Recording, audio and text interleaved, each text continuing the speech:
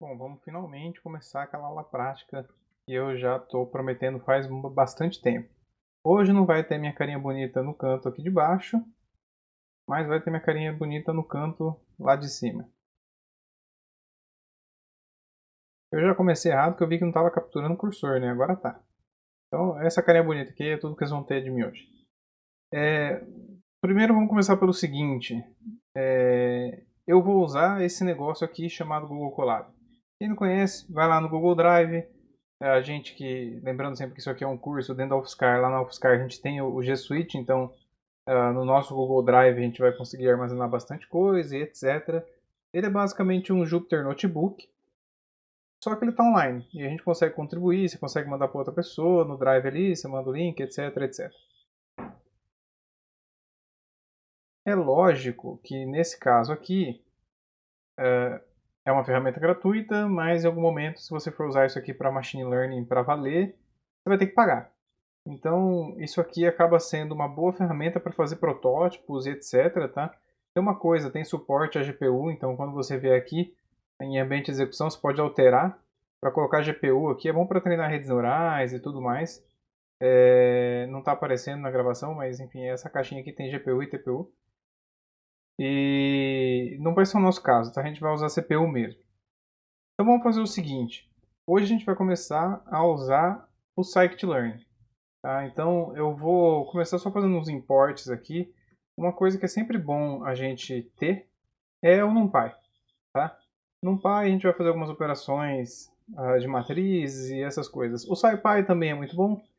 E hoje a gente não vai plotar gráficos, então não vou colocar nenhuma biblioteca gráfica, mas eu sempre recomendo o PyPlot do Matplotlib, o Seaborn e assim por diante.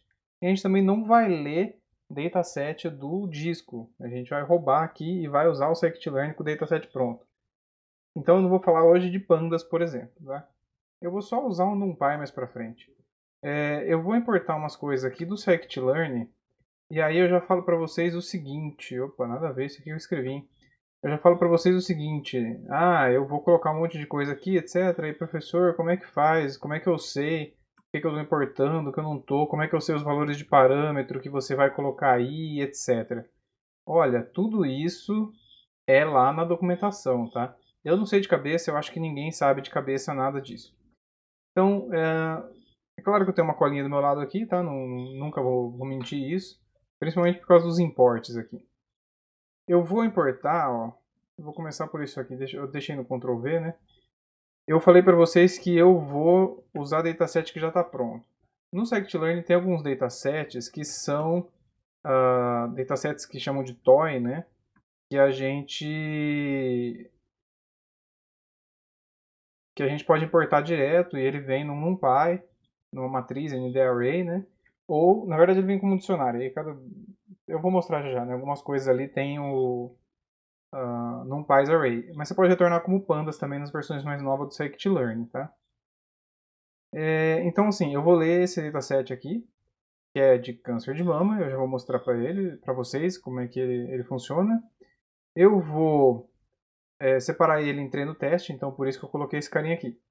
Eu vou deixar só esses dois carinhas por enquanto, porque a gente vai ver o que a gente vai fazendo, tá? Então deixa eu ler o dataset primeiro, só para dar os imports aqui, ele demora um pouquinho, tá? Mas eu já vou criar aqui uma nova célula e vou fazer o seguinte, os dados igual a load breast cancer. É uma beleza isso aqui, né? Já vem belezinha aqui pra gente. E aí esse cara tem algumas coisas, então eu vou fazer o seguinte, eu vou separar isso em dados mesmo, né, atributos. Então só para vocês verem aqui o que esse cara tem, ó. Os dados, ele não vai ler, né? Primeiro precisa rodar. Então os dados tem todas essas coisas aqui. Tem o data, que é um ND array, como eu falei, que tem os atributos, tá? O target tem quais que são os valores da classe. Então esse caso aqui é um dataset de classificação. E eu vou colocar então x é igual a dados data, o y é dados target, tá? E aí eu vou só ler isso aqui, mas a gente vai começar a entender melhor o que tem aqui nesses dados, tá? Então, como eu falei para vocês, tem mais coisa lá.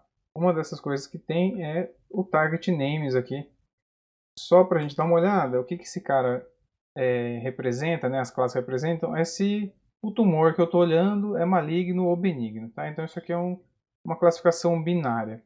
E tem esse de descrição aqui. O certo seria eu estar dando prints, tá? Mas como eu estou no Jupyter Notebook, de eu fazer isso aqui, ele já funciona. Só porque eu falei, eu preciso do print agora. Então, essa aqui está a descrição do conjunto de dados, tá? Tem 569 exemplos ou instâncias, 30 atributos, todos eles são numéricos. Beleza? Mais a classe. E aí que ele fala o que são os atributos. Então você tem o raio, a textura, etc. Isso aqui são características extraídas a partir de imagens de tumor. Tá? Beleza? Aqui ele tem mínimos e máximos e aqui a gente já começa a reparar uma coisa, né? Lembra que eu falei sobre normalização e coisas do tipo, de pré-processamento? Veja a diferença da importância que um KNN da vida vai dar para o smoothness, que vai até 0.63, e para a área, que vai até 2501 aqui, que é o valor máximo desse atributo. Tá? Então, quando a gente vai fazendo o KNN daqui a pouquinho, a gente vai normalizar esses valores aqui e ver se dá alguma diferença.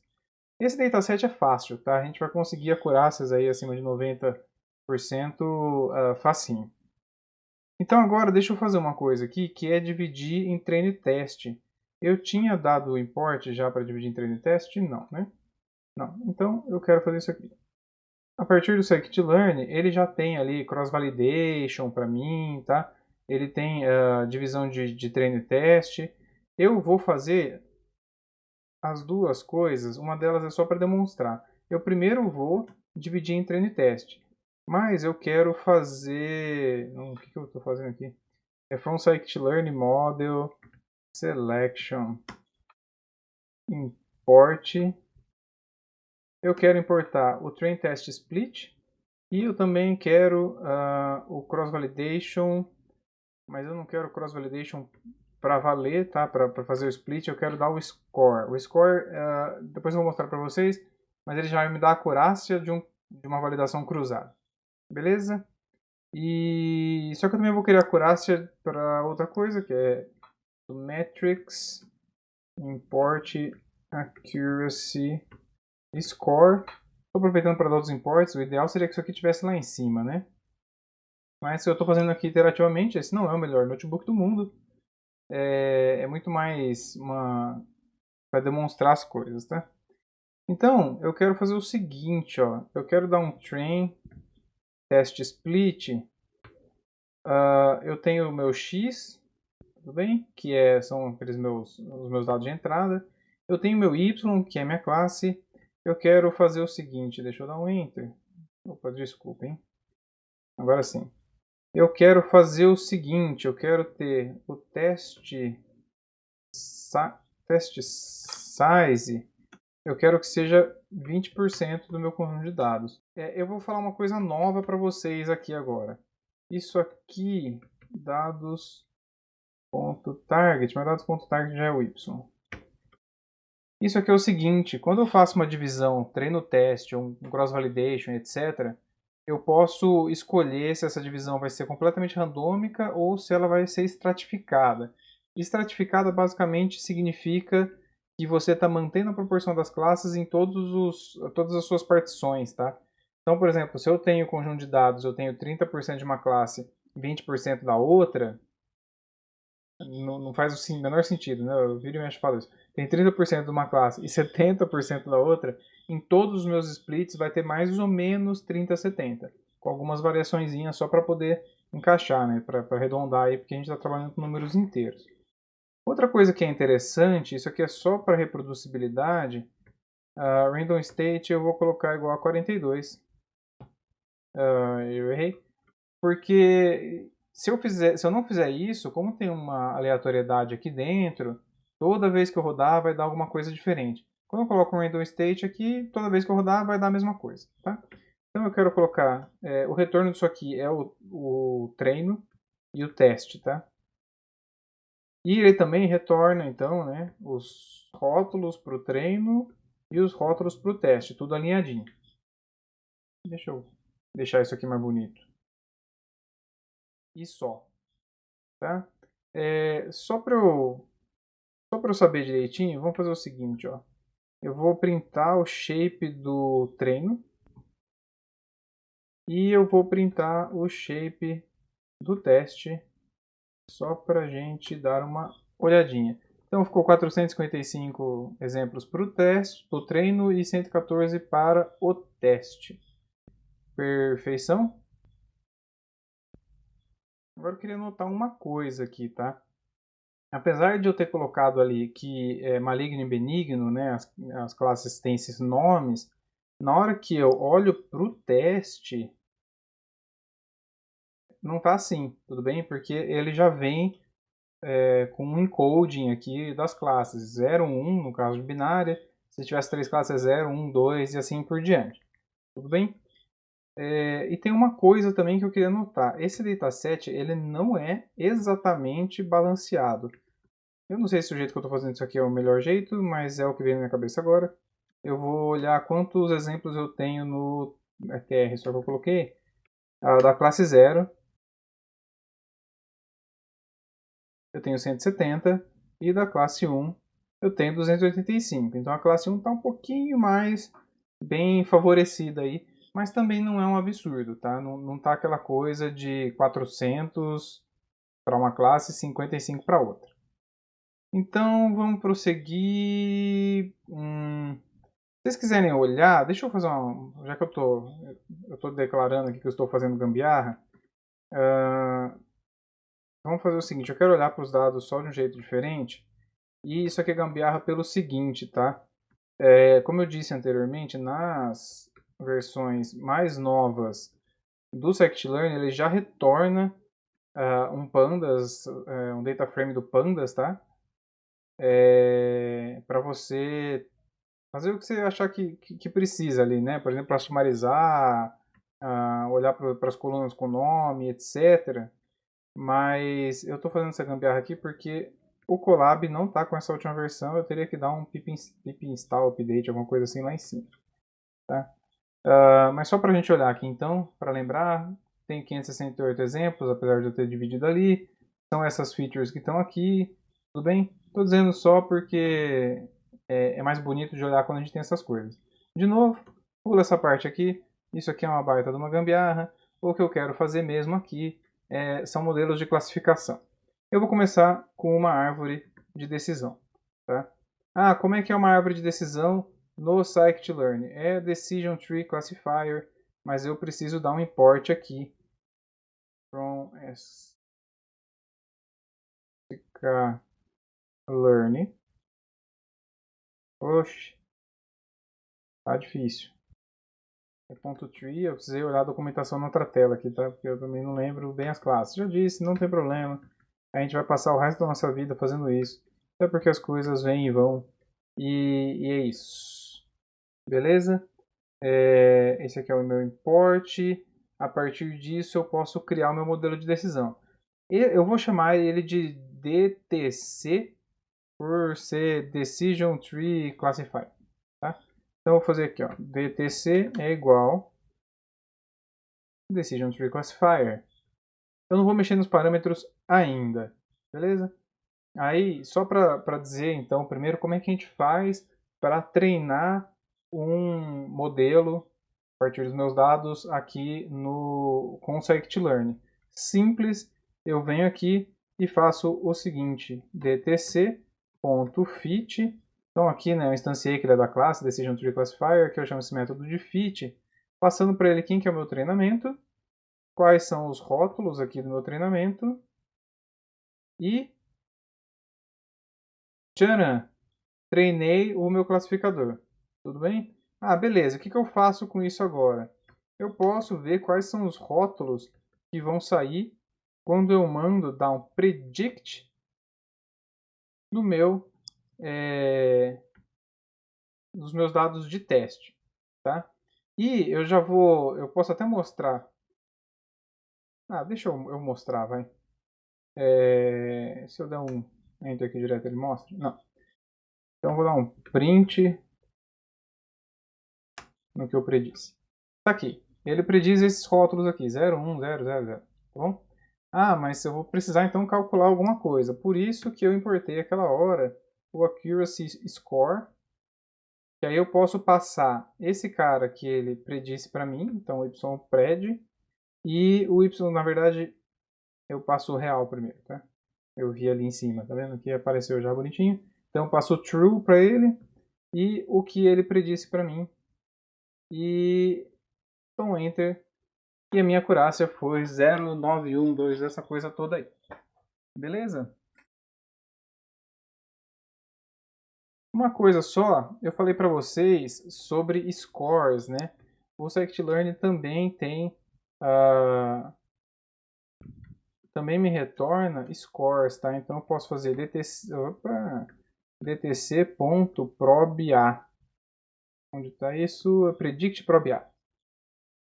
E a mesma coisa, eu mando o xte e aí eu vou dar um print nesse cara aqui, y proba, só para mostrar.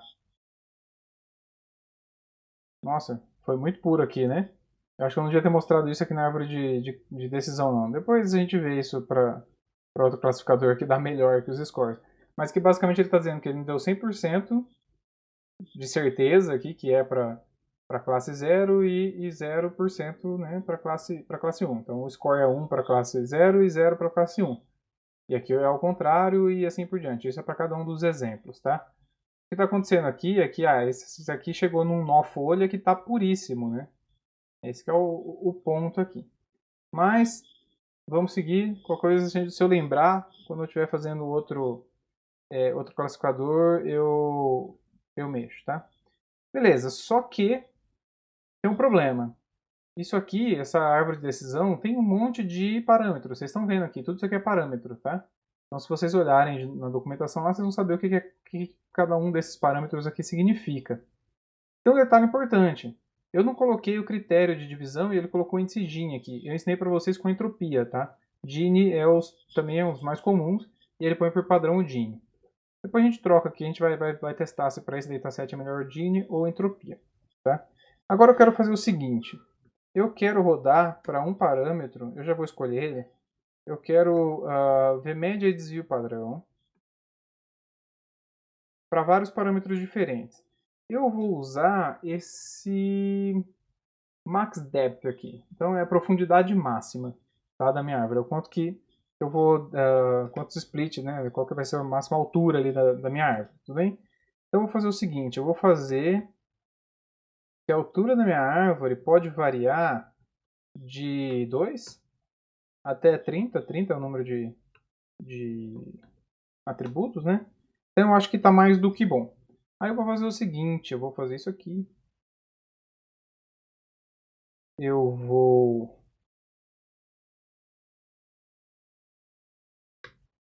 criar um novo, vou instanciar de novo aqui, um novo classificador, né? Vou dar um fit no treino. Só que aqui eu vou mudar valores de parâmetro. Então eu vou colocar o valor de parâmetro max depth igual ao, eu chamei de this md. Maravilha! E agora eu quero fazer uma coisa aqui que é que eu falei para vocês que eu ia exportar lá e já ia me dar acurácia direto do meu modelo aqui, que é o DTC, para o meu treino.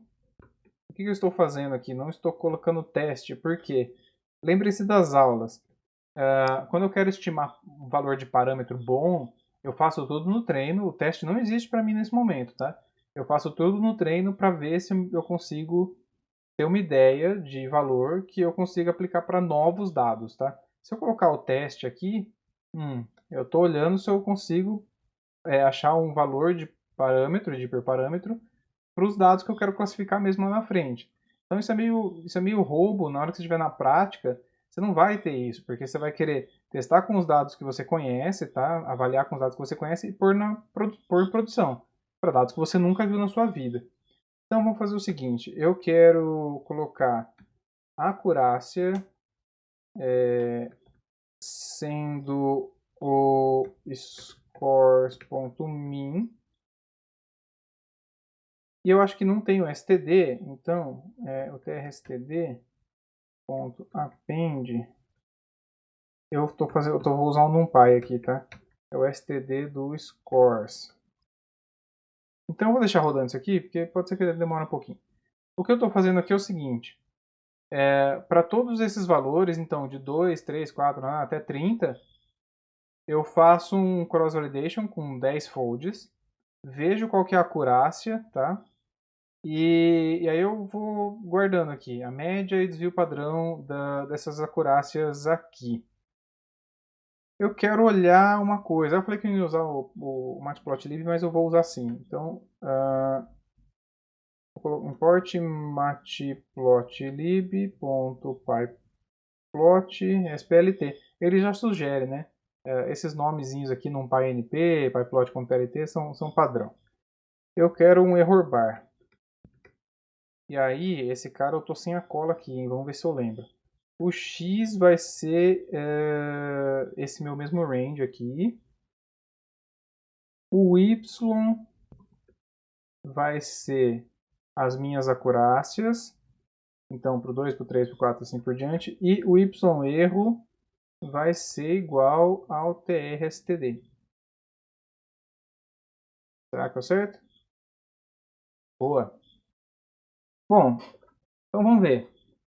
Eu tenho um erro bem grande, quer dizer, não é nem grande, né? Essa escala aqui está relativamente pequena. Mas só que a diferença de acurácia para os valores, né, um do lado do outro, até que não é tão grande. E faz parecer com que o desvio padrão ali é maior, tá? Maior do que é mais importante do que a diferença da média. Então meio que esses caras aqui tem pouca diferença de um para o outro, tá? Não dá para afirmar muita coisa não, que esse valor aqui, né, que tá o máximo é realmente melhor do que esse aqui, que sei lá é o 17 talvez, tá? Ou 16, enfim. Beleza, então ele é mais ou menos robusto ao valor desse hiperparâmetro que está aqui. Eu convido vocês a fazerem para outros hiperparâmetros aí e observar o que acontece, tudo bem? Só que o que eu fiz aqui é muito mais para demonstrar. Eu fiz meio que na mão. Eu rodo para todos. Não sei o que eu apertei aqui. Eu rodo para todos os meus valores de um determinado range aqui que eu defini. Eu fiz dentro do for aqui, eu fiz ele testar ali, fui dando append e assim por diante. Eu não preciso fazer isso, né? Eu falei para vocês, estou usando o scikit-learn, vamos usar o scikit-learn, então vamos usar o scikit-learn, que tem para mim algumas formas de para me ajudar a fazer essa otimização de hiperparâmetro, tá? Então é no Model Selection. Eu vou usar o cara que é o mais famoso, que é o Grid Search, tá? E aí eu vou lembrar o seguinte, em alguma aula anterior eu deixei como material complementar um artigo que fala sobre Grid Search e Random Search. Então, só para eu deixar aberto aqui, só para lembrar quem não leu, né? E também para ressaltar aqui, o Grid Search é o seguinte, que é esse cara que está aqui na esquerda, né? Eu tenho dois parâmetros aqui que eu quero avaliar. Não dá tanta importância para falar que esse é menos importante, esse é mais importante, tá? Isso aqui é só porque no exemplo que ele dá no artigo, o meu algoritmo ele é menos sensível a esse, muito sensível a esse, tá? O que importa é, eu estou avaliando para 3 valores desse parâmetro que fica aqui, e para 3 valores desse parâmetro que fica nesse outro eixo aqui. Então eu faço 9 testes. Isso aqui seria o equivalente a fazer 2 fors do jeito que eu fiz agora há pouco. Tá? Isso aqui é o Grid Search. Também existe o Randomized Search, que tem implementado aí no Scikit-learn, que é, eu quero testar 9 pontos também. Só que ele procura aleatoriamente no espaço. Existem vários artigos aí mostrando que acaba sendo melhor, porque ele acaba tendo uma probabilidade maior de achar esses picos aqui de acurácia, tá? Se vocês lerem o artigo lá, vocês vão ver certinho. Eu vou usar o Grid Search aqui, tá? E aí é o seguinte, o Grid Search ele tem um parâmetro que você passa um dicionáriozinho para ele, que é o Parent Grid. E aí é o seguinte, você vai lá e coloca esse dicionário da seguinte maneira. Você coloca Criterion. O que é Criterion? É um parâmetro, tá? Tá aqui, ó. Então é o critério. E eu sei que tem o Gini e que tem a entropia. Então, eu coloco que o valor disso aqui é uma lista de strings, entropia é um valor e Gini é outro valor. Beleza? Mas eu quero testar mais um monte de coisa. Eu quero testar o max depth ali, que eu acabei de fazer ali em cima. E eu vou testar no mesmo range, tá? Range de 2 a 30. Mas para ficar mais rápido eu vou pular de 2 em 2, tá? Isso aqui significa que ele está fazendo para 2, para 4, 6, 8 até 30. Agora eu vou fazer min samples leaf. Tá? É quantos exemplos eu posso ter na folha, né? No mínimo ali. Então se eu chegar nesse valor eu não posso dar split mais, tá bom? Então min samples leaf estava 1, né? Lembra que eu falei? Provavelmente ficou muito puro lá em cima, que é o padrão, tá? Eu vou fazer bem menor, tá? Para dar um pouquinho mais de pureza aí, meu dataset é relativamente simples. Se eu achar que está dando overfitting, esse é um cara bom para dar um valor maior aqui, tá? E só para pegar um que não é... Então isso aqui é tudo discreto, né? Esse aqui é categórico, isso aqui é numérico, mas é discreto. Tem alguns caras que não são. Nesse caso tem, por exemplo, esse aqui, ó. Mean Purity Split. Não, é o Decrease. Eu não sei o que é isso. O Split é categórico também. Mean Purity Decrease tem a ver com quanto que você melhorou a impureza.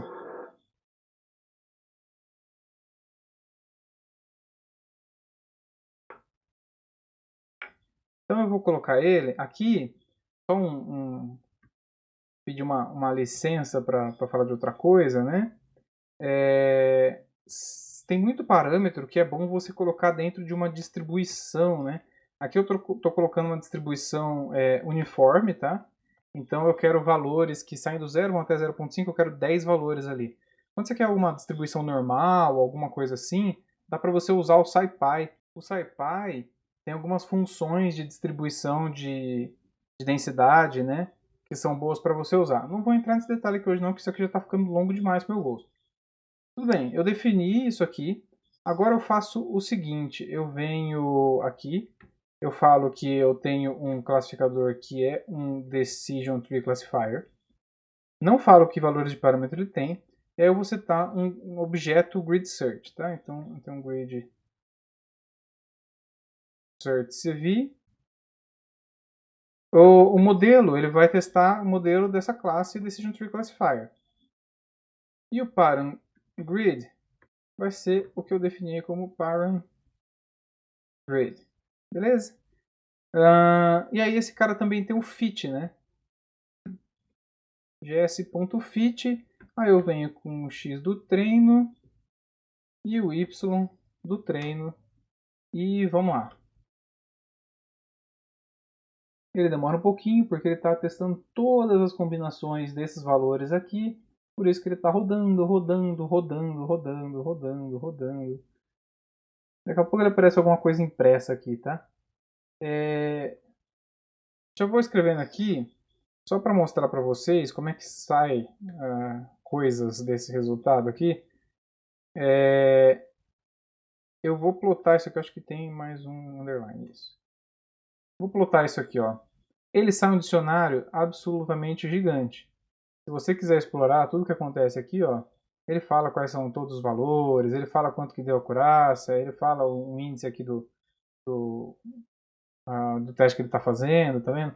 É um dicionário gigante. Então tem que ficar procurando aqui qual é o melhor resultado? Lógico que não. A gente tem uns best coisas aqui. Então tem o best estimator, best index, se eu quiser procurar por aqui e assim por diante, tá? Eu posso ver o best score. Isso aqui é para melhor acurácia que eu obtive no treino. Então foi 93,8% de acurácia. Mas não é isso que eu quero saber. Eu quero saber o melhor estimador. Isso aqui ele vai falar para mim quais são os parâmetros que eu tenho que usar. Então ele definiu para mim que nesse caso o Gini é melhor. Ele definiu para mim também que a profundidade máxima deve ser a 4. O Min Samples Leaf, 2. Então já não. Né, ele pode dar algumas coisas que não são folhas com um único exemplo. Tá?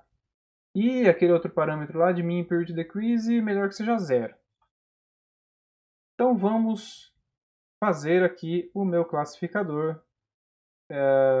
Eu não preciso fazer isso, eu posso copiar aqui, olha, é uma beleza isso aqui, né? Eu dou um Ctrl C aqui. Então tem o Decision Tree Classifier igual isso aqui. Tá? E agora eu faço um fit, lógico. Eu dou um fit nesse cara com o meu x do treino e o meu y do treino. Aí eu dou um predict com o meu x do teste e eu faço o que eu sempre esqueço, que é aquele accuracy score, que é melhor copiar, né? Já que já está aqui, eu podia simplesmente ter copiado tudo isso aqui. Só esqueci de colocar aqui que é ypred é igual a isso aqui. E aí eu vou ver então o accuracy score. Fiz alguma bobagem aqui. O x aqui é do treino, começa por aí. O y é do treino. Beleza. Fazendo isso, eu consegui uma acurácia muito boa, obrigado, tá? 93,8 aqui. Legal. Só que a gente quer comparar isso com outros algoritmos. Então eu vou testar o scikit-learn, o KNN, né? Então eu vou do sklearn.neighbors, eu quero importar o kneighbors classifier. Tá? Aí eu vou fazer uma cópia aqui porque sim, né? Ninguém merece ficar digitando tudo do zero. Inclusive vocês não merecem ficar vendo eu digitar tudo do zero. Então vamos lá. O KNN do scikit-learn tem um parâmetro de peso para os meus vizinhos. Que pode ser uniforme ou pode ser distance ou distance. Eu acho que é distance, que é 1 sobre a distância. Tudo bem? Que é o peso para os vizinhos. E aí, o número de vizinhos, eu vou colocar um range de 1 até 15 de 2 em 2. Então, vai fazer sempre para números ímpares, 1, 3, assim por diante, até 15. E eu vou colocar o metric,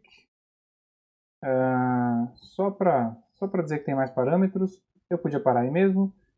O metric tem uma classe inteira de métricas no scikit-learn. Eu vou colocar as duas mais básicas aqui, que é a distância euclidiana que eu falei na aula, e a Manhattan, que você troca aquele quadrado por um valor absoluto, tudo bem? E aqui é K-nearest classifier.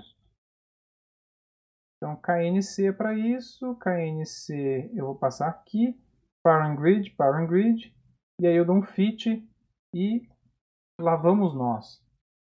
Beleza. Eu poderia ter printado isso aqui já, né?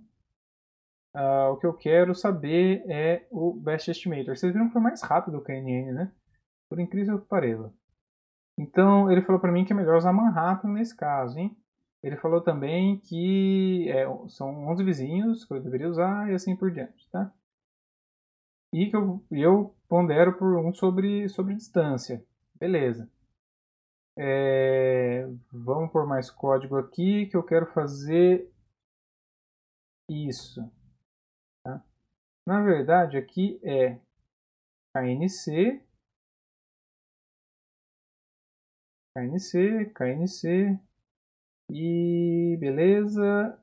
E esse daqui é como eu devo instanciar minha classe. E vamos rodar e vamos ver o que acontece. Bom, ele ficou com 94,7% de acurácia. Não deu muita diferença. O outro deu... não, deu bastante, né? O outro deu... 93,8%. Beleza.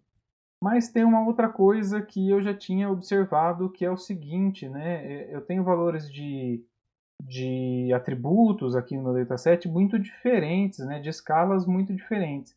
Eu estou usando KNN. Talvez valha a pena reescalar, né? Ele já está dando um bom resultado, tá? Mas talvez valha a pena reescalar. Vamos fazer esse experimento? O scikit-learn ele tem um pacote inteiro de pré-processamento, tá? E aqui eu vou colocar import, não, eu vou colocar from sklearn.preprocessing. Eu quero import standard scaler.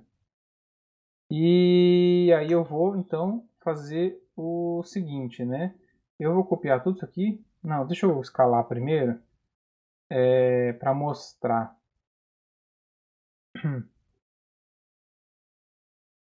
Eu preciso criar um objeto, tá?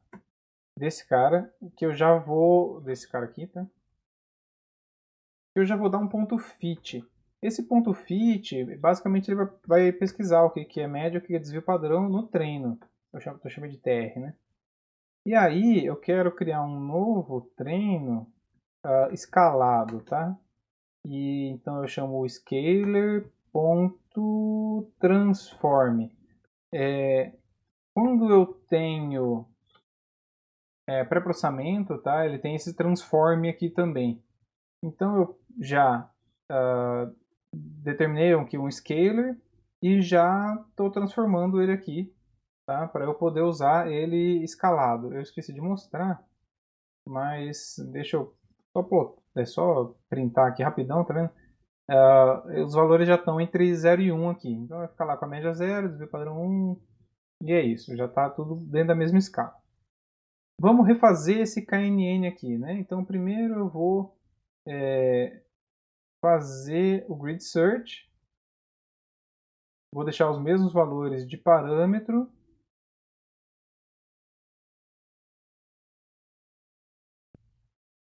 Só que agora eu vou chamar de KNC2.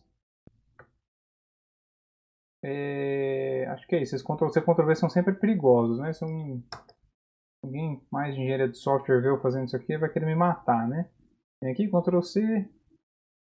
Dá mais uma caixinha de código aqui. KNC2. Agora eu vou copiar isso aqui. E olha só, ele fez algumas coisas meio parecidas, né? O número de vizinhos é 11, métrica é Manhattan. Eu acho que ele fez igualzinho porque eu esqueci de uma coisa muito importante aqui, ó. Aqui é o scaled. Aham.